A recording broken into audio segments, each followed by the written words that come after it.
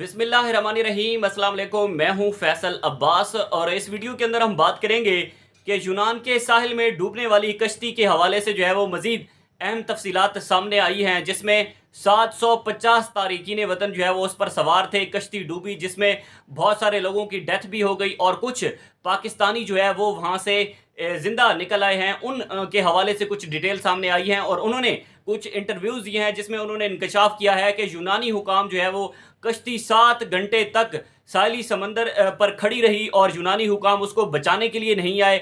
यानी कि उसके जो हुकाम थे, पोस्ट गार्ड्स जो थे, वो कश्ती को 7 घंटे तक डूबता देखते रहे, लेकिन उन्होंने जो है वो बचाने की कोशिश नहीं की। जो इस वक्त जो बचकर लोग आ गए हैं वो अहम तफसीलात जो है वो सामने रख रहे हैं और मीडिया रिपोर्ट कर रहा है इस हवाले से कि यूनानी हुकूमत ने कहा था कि उनके जो पोस्ट गार्ड्स हैं उन्होंने जो है वो कश्ती को बचाने की कोशिश की, उन्होंने रस्सी फेंकी, लेकिन कश्ती पर सवार जितने भी लोग थे उन्होंने जो है वो उस रस्सी को जो है वो वापस फेंक दिया। यानी कि उन्होंने किसी किस्म की मदद लेने से इनकार कर दिया। यानी कि इतना बड़ा झूठ जो है वो यूनानी हुकाम की जानिब से बोला गया।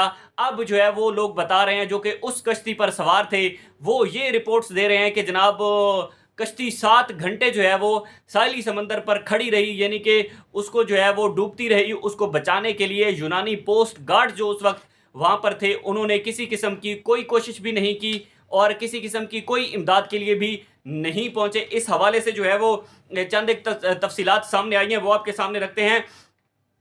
अच्छा जी, जो पाकिस्तानी बच गया उन्होंने एग्जैक्ट कहा क्या है, उनका क्या मौक़िफ़ है? वो कहते हैं कि लोग डूबे नहीं बल्कि जानबूझकर इन लोगों को डुबोया गया। यूनानी कोस्ट गार्ड्स ने बचाने के बजाय लोगों के मरने का तमाशा देखा। यानी कि वो तमाशा देखते रहे, उन्होंने लोगों को बचाने की किसी किस्म की कोई कोशिश नहीं की। मुतासरीन का कहना था कि लोग दिहाइयाँ देते रहे, मदद को पुकारते रहे, लेकिन कोस्ट गार्ड्स वाले कई घंटों तक लोगों को डूबता देखते रहे, मदद को कोई भी नहीं आया। इस हवाले से बीबीसी ने भी कहा है कि मुतासरा कश्ती 7 घंटे जो है वो एक ही मकाम पर खड़ी रही। 7 घंटे कश्ती एक ही मकाम पर खड़ी रही, लोग डूबते रहे, मरते रहे, पुकारते रहे, लेकिन यूनानी हुकूमत की जो कोस्ट गार्ड है उनकी जानिब से कोई भी मदद को नहीं आया।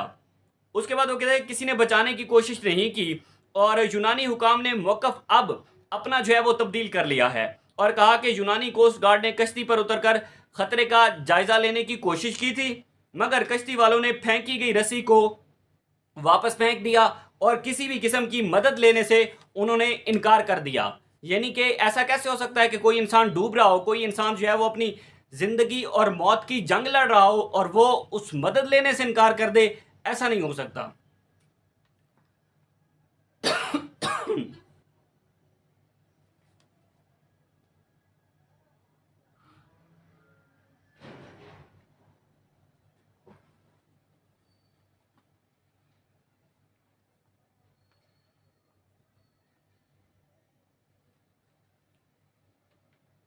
यानी कि ऐसा नहीं हो सकता कि इंसान जो है वो मरता रहे और मदद उसको मिले और वो मदद ना लेना चाहे या वो इनकार कर दे। इस हवाले से जो है वो जो शामी पनाह गुज़ीन है, कुछ शाम के लोग भी थे, मिस्र के लोग भी थे, पाकिस्तानी भी इसमें शामिल थे, तो उन्होंने इंकशाफ किया है कि यूनानी कोस्ट गार्ड कई घंटे तक हमें डूबता देखते रहे। बज़ाहिर यूनानी कोस्ट गार्ड कश्ती डूबने का सबब थे। उन्होंने कहा कि हमें बचाने वाले यूनानी कोस्ट गार्ड मारते रहे कि आप लोग अपना मुंह बंद रखो।